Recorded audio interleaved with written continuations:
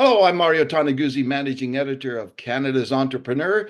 Joining me today is Franco Terrazzano, who is federal director of the Canadian Taxpayers Federation. Thanks, Franco, for joining us today.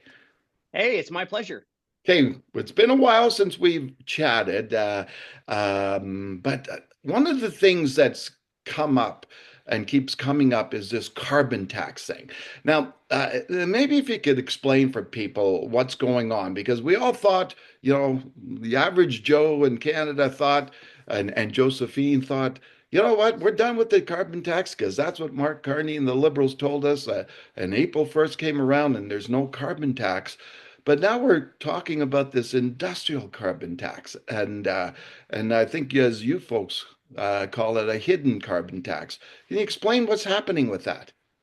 Yeah, the fight against the carbon tax is not over, right? So on April 1, what Prime Minister Mark Carney did is he set the consumer carbon tax rate to zero, right? The carbon tax that you directly pay at the gas station or on your heating bill, he set that rate to zero.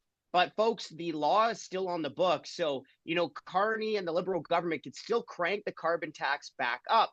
But I think where the fight is going is to this industrial carbon tax, this hidden carbon tax on Canadian businesses like oil and gas companies, like fertilizer plants, or like on utilities. And of course, it doesn't matter what you call the carbon tax. Any carbon tax makes life more expensive for Canadians.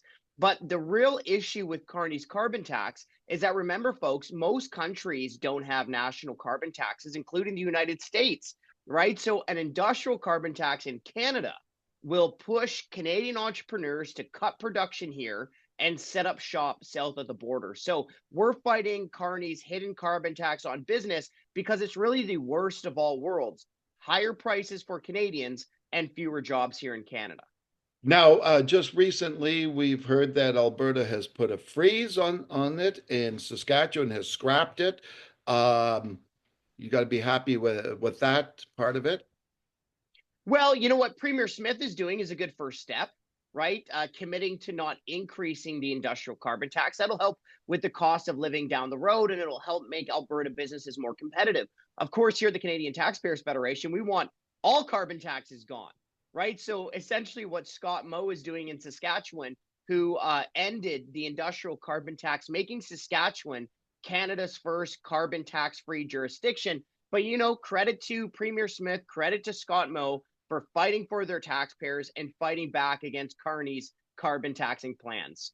Speaking of fighting against something, do you folks still have a petition going against this?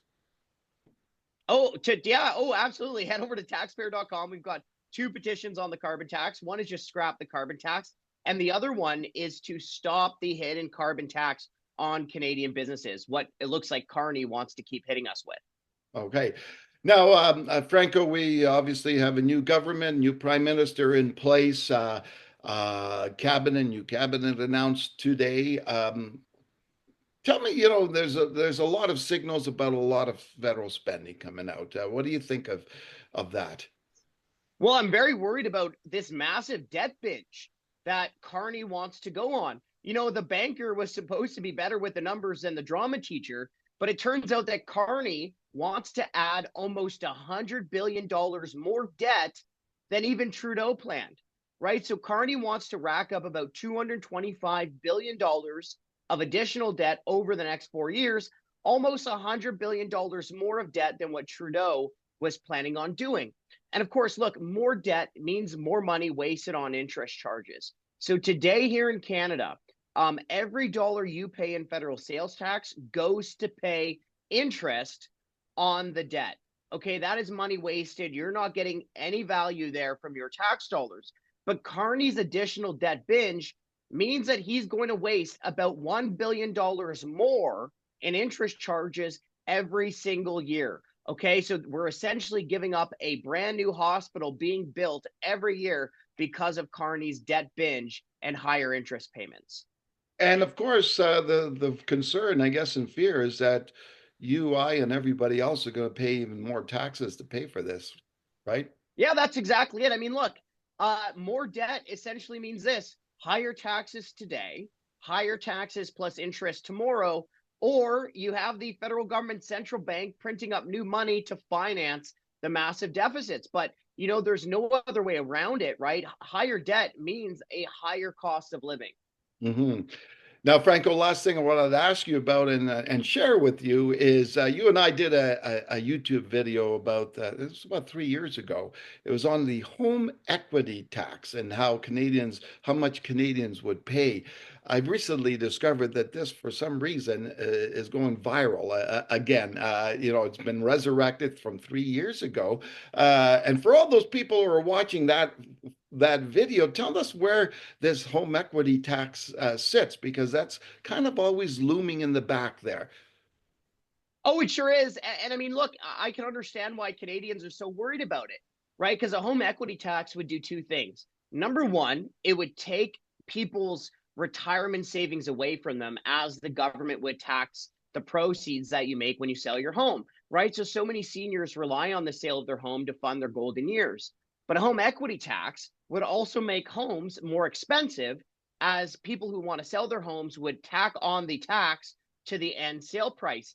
And like, look, the home equity tax seems to be, the bad idea that a liberal government just can't quit, right? We know that the Trudeau government dumped hundreds of thousands of tax dollars into promoting and studying home equity taxes. And of course, in 2016, the Trudeau government brought in this reporting requirement where when you sell your home, you have to tell the CRA how much you made from the sale of that home.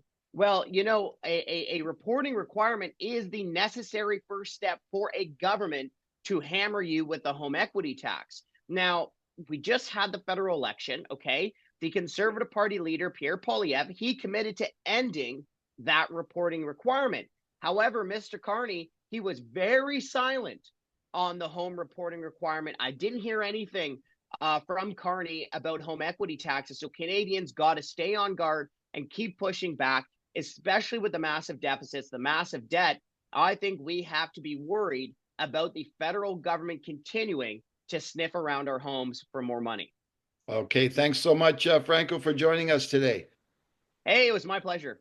All right, that was Franco Terrazzano, who is Federal Director of the Canadian Taxpayers Federation. I'm Mario Toneguzzi, Managing Editor of Canada's Entrepreneur. Thanks for joining us today.